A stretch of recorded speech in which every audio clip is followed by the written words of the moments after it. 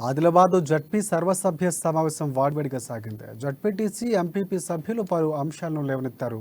ఇక అధికారులకు నిలదీశారైనా వారు సరైనటువంటి సమాధానం చెప్పలేక నీళ్లు నమిలారు. ముఖ్యంగా వైద్యారోగ్య శాఖ, పంచాయతీరాజ్, ఆర్డబ్ల్యూఎస్, దళిత బంధు, మిషన్ భగీరథ వాటర్ సరఫరాపై జడ్పీటీసీలు, ఎంపీపీలు అధికారులను కడిగి పడేశారు.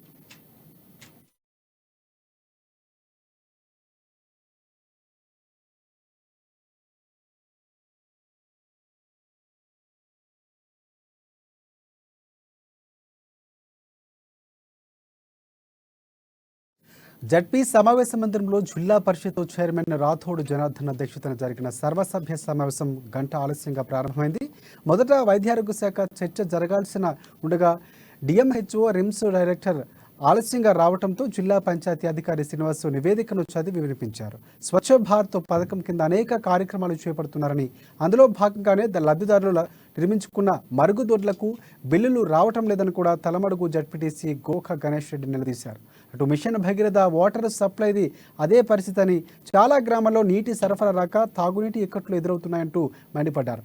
రిమ్స్లోని గైనకాలజీ విభాగంలో సిబ్బంది నిర్లక్ష్యంగా వ్యవహరిస్తున్నారని పర్యవేక్షించి గాడిన పెట్టాలని కూడా సభా దృష్టికి తీసుకువచ్చారు. నార్నూర్, గాదిగూడ మండలాల్లో గ్రామ పంచాయతీ భవనాలు మంజూరైనప్పటికీ ఎందుకు పనులు మొదలు పెట్టలేదంటూ ఆసిఫాబాద్ ఎమ్మెల్యే ఆత్రం సక్కు అధికారులపై ఫైర్ అయ్యారు. ఇక టెక్నికల్ కారణాలు చెప్పకుండా సరైన సమాధానం చెప్పాలంటూ ఆగ్రహించారు. మిషన్ భగీరథ వాటర్ క్షేత్రస్థాయిలో ఎక్కడా కూడా సరిగా సరఫరా కావటం లేదని పలువురు సభ్యులు నిలదీయగా సంబంధిత అధికారులు సరైన సమాధానం చెప్పలేకపోవడంతో కలెక్టర్ రాహుల్ రాజు కల్పించుకుని వారిపై సీరియస్ అయ్యారు. సభ్యులతో ఏకీభవిస్తూ క్షేత్రస్థాయిలో పర్యటించి సమస్యను పరిష్కరించాలని ఆదేశించారు ఆయన. అటు దళిత బంధు పథకంపై కూడా బోధ్ ఎంపీపీ తుల శ్రీనివాసు లేవనెత్తారు. అవినీతి జరుగుతుందని, ఒకవేళ లేదని అధికారులు నిరూపిస్తే తాను పదవికి రాజీనామా చేస్తానంటూ కూడా ఆయన సవాలు విసిరారు. దీంతో సభలో కొంత గందరగోళం నెలకొంది. చాలా సమస్యలు చర్చకు వచ్చాయి. మొత్తానికి సమావేశం వాడివేడి అనేది జరిగింది. ఇప్పుడు